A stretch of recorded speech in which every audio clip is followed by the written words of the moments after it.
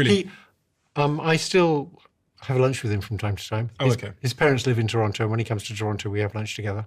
He doesn't talk to me about what went on at OpenAI, so I have no inside information about that. But I know Ilya very well, and he is genuinely concerned with safety. So I think that's why he left. Because he was one of the top people. I mean, he was probably the most important person behind the development of ChatGPT. The early versions like GPT-2, he was very important in the development of that.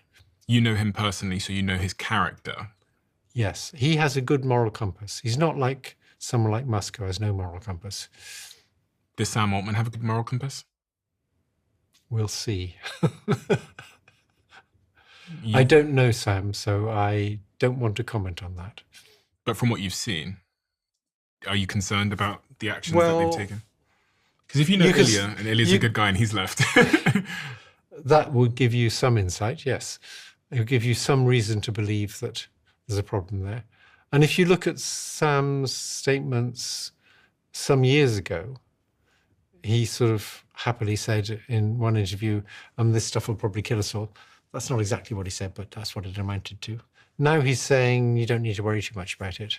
And I suspect that's not driven by seeking after the truth. That's driven by seeking after money. Is it money or is it power? Yeah, I shouldn't have said money. It's some combination of those, yes. Okay, I guess money's a proxy for power, but I've got a friend who's a billionaire and he is in those circles. And when I went to his house and had lunch with him one day, he knows lots of people in AI, building the biggest AI companies in the world. And he gave me a cautionary warning across his kitchen table in London, where he gave me an insight into the private conversations these people have, not the media interviews they do where they talk about safety and all these things, but actually what some of these individuals think is going to happen. And what do they think is going to happen? It's not what they say publicly.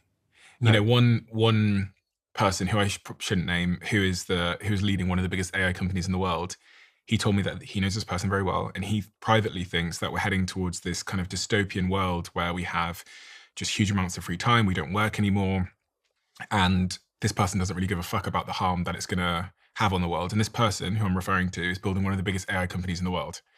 And I then watch this person's interviews online. Trying to figure out which of three people it is. Yeah, well, it's one of those three people. Okay. And I watch this person's interviews online and I reflect on a conversation that my billionaire friend had with me, who knows him. And I go, fucking hell, this guy's lying publicly. Like, he's not telling the truth to the world. And that's haunted me a little bit.